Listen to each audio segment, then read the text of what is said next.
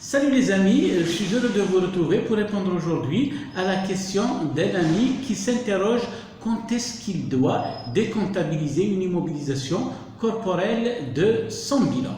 Parfait mes amis, pour répondre à cette question, je vais appeler au secours l'ESCF et plus précisément l'arrêté du 26 juillet 2008 qui précise dans son paragraphe 121.11 qu'une immobilisation corporelle doit être éliminée, donc décomptabilisée, sortie du bilan lors de sa sortie de l'entité. Quand est-ce qu'elle sort de l'entité, mes amis? Soit lorsqu'elle est cédée, c'est-à-dire vendue, ou alors lorsqu'elle est échangée contre une immobilisation corporelle ou incorporelle. Ceci demeure le premier cas, mes amis, mais il y a également un autre cas de figure. Le même paragraphe, je disais, précise, ou lorsque l'actif est hors d'usage d'une façon permanente, c'est-à-dire sans espoir de le récupérer dans l'avenir. Et quand est-ce que, si vous voulez, un bien, mes amis, est hors d'usage?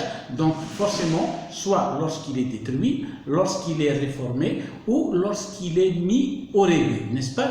Donc mis au rébut, c'est-à-dire qu'il ne sert plus à rien, il est là dans un coin, pratiquement sans espoir, nous avons dit, de le récupérer un jour.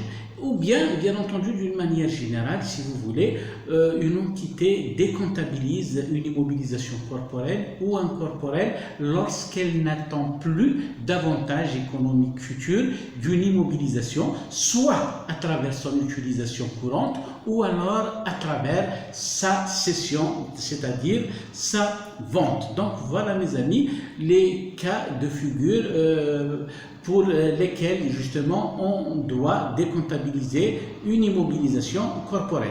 Eh bien mes amis, cela se fait dans le cadre des procédures d'autorisation interne. Il doit y avoir une commission pour décider de la décomptabilisation, de la mise au rébut, de la réforme de telle ou telle machine ou équipement. Bien entendu, entre la date de la décision, mes amis, à travers laquelle une commission ad hoc ou bien un organe quelconque décide de la mise en réforme d'une immobilisation, elle doit continuer à rester, bien entendu, dans le bilan de l'entité. Elle continuera à être amortie éventuellement et, bien entendu, elle doit subir des tests de dépréciation dans le cas où elle aurait perdu de sa valeur, entre autres.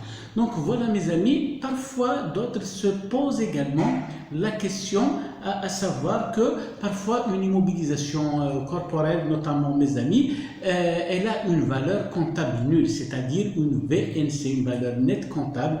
D'autres l'appellent une valeur comptable nette, c'est la même chose, c'est-à-dire valeur résiduelle autrement. Elle est nulle, mais elle continue à générer des avantages économiques, c'est-à-dire continue à participer à la formation des produits et du résultat de l'entité. Dans ce cas, mes amis, qu'est-ce que nous allons faire? Doit-on décomptabiliser de cette entité l'immobilisation corporelle ou incorporelle en question? Eh bien, mes amis, non, il faut la laisser, bien entendu, avec une valeur brute égale à la somme des amortissements. Parfois, on se pose même la question, mes amis, est-ce que je vais réévaluer dans ce cas cette immobilisation corporelle? Souvenez-vous, mes amis, il y a une contrainte, nous ne pouvons pas réévaluer une immobilisation prise à part, mais dans le cadre d'un processus global, nous ne devons pas réévaluer tel terrain, tel immeuble, tel hangar, telle machine, telle voiture, tel camion,